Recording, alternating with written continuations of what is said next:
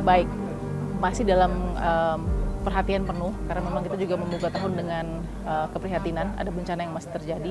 Ada Pak Randy di sini dari Komisi 5 dari PDIP. Kita mau tanya Pak Randy, ini mitigasi bencana sepertinya sudah dalam tahap yang bukan hanya segera tapi sudah darurat.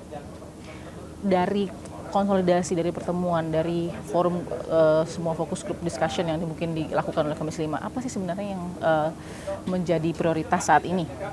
Saya kira dengan lahirnya undang-undang tentang bencana, itu sebenarnya BNPB sudah melakukan gerakan-gerakan karena badan ini adalah salah satunya satu-satunya badan penanggulangan bencana yang diakui di Indonesia. Ya. Nah sayangnya BNPB belum melakukan itu.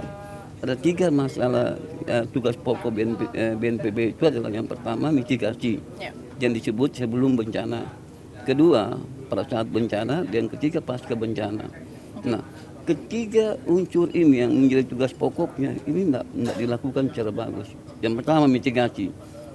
BNPB ini tidak pernah melakukan koordinasi ya, dengan teman-teman BMKG, dengan teman-teman meteorologi fisika, dengan teman-teman pakar dan lain-lain yang mau membentuk satu semacam apa yang harus dilakukan terhadap program bencana di Indonesia. Tidak ada. Kenapa garis bawah Pak Randy ada di BNPB? Saya membuat undang-undang ini, Mbak. Saya mengetahui benar keinginan kita semua, dan saya belajar tentang manajemen disaster management ini di 3 negara. Amerika, saya belajar di Kanada, saya di Korea Selatan, Jepang saya belajar.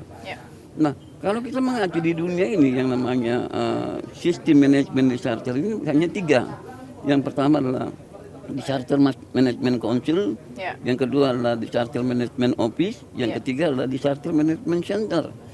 Indonesia tidak jelas kemana. Ini juga ini jadi masalah. Tidak jelas kemana? Coba kita lihat. Kalau mau dikatakan dia Disaster Management Center, di daerah-daerah dia membentuk yang namanya Badan Nasional Bencana Daerah. Ini masuk kategori Disaster Management Office, jadi dia membangun kantor-kantor. Dia membangun kantor-kantor, tapi perlakuannya dia manajemen center. Artinya pengendaliannya itu tidak diberikan sepenuhnya kepada teman-teman daerah. Dia melakukan itu. Nah ini cara menentukan manajemennya saja ini masih belum tepat menurut saya. Nah ini menurut saya ya. Saya sudah sampaikan kepada Bapak Presiden bahwa BNPB itu gagal untuk kesekian kalinya menghadapi bencana. Mungkinkah juga Pak Randy, PR dari sulitnya BNPB, kemudian menangani semua, ini juga karena keterbatasan dana? Bagaimana? Karena keterbatasan dana, karena posisi dari penduduk kita yang juga hidupnya dekat dengan daerah-daerah rawan bencana, dan mitigasi bencana kita yang juga belum jalan. Saya kira yang pertama, seperti yang saya katakan tadi, yang pertama kita menentukan dulu manajemen apa yang kita pakai. Pak Randy, menurut Pak Randy yang paling ideal di mana? Ini kalau saya kita cocok kepada yang namanya office itu. Perlakuannya pun harus seperti itu. Jangan kita bangun yang namanya disaster management office, tapi yang kita perlakuannya disaster management center.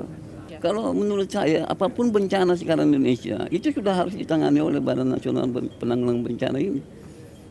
Badan Nasional Penanggulangan Bencana inilah yang merekrut semua. Jadi menurut saya mereka ini tidak koordinasi. Mereka tidak koordinasi dengan TNI, mereka tidak koordinasi dengan teman-teman KPU-an, mereka tidak. Padahal harusnya koordinasinya bagus. Ini kasus yang diambil oleh Pak Randy, misalnya kasus apa yang baru-baru ini? Baru-baru ini tidak Palu. adanya koordinasi Palu. Kita kejadian Palu kemarin, saya turun sana 1 hari di sana, semua BNPB itu bingung.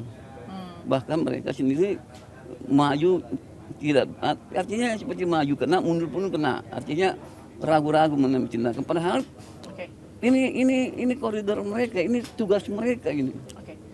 Konsentrasi Bapak ada di BNPB. Nah, solusi Pak untuk saat ini? Ya, yang pertama saya minta mereka kembali ke kita, kembali ke undang-undang bahwa BNPB itu mempunyai fungsi yang pertama mitigasi bencana dan pasca bencana. Itu mereka jangan berpikir mereka itu hanya pada saat penanggulangan bencana. Mereka itu bertugas sebelum bencana, pada saat bencana, dan pada saat pasca bencana. Oke, baik. Terima kasih Pak Rendy sudah memberikan analisanya kepada kami di Tim Fakta.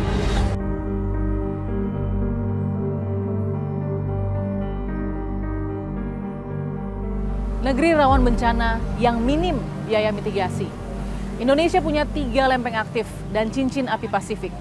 Dengan fakta-fakta tersebut, niscaya kita akan terus menghadapi bencana alam ke depannya. Ironinya, kesiapan deteksi dini bencana alam kita justru mengalami minim anggaran. Ini berbanding terbalik dengan kondisi dana penanggulangan bencana yang dirasa cukup besar. Meskipun kita tidak bisa mencegah datangnya bencana, namun kita bisa duduk bersama untuk membenahi kesiapsiagaan menghadapi bencana itu sendiri. Karena seperti kata pepatah, selalu lebih baik mencegah daripada mengobati. Saksikan terus Fakta setiap hari Senin pukul 20 waktu Indonesia Barat. Bersama saya, Balkis Manisa.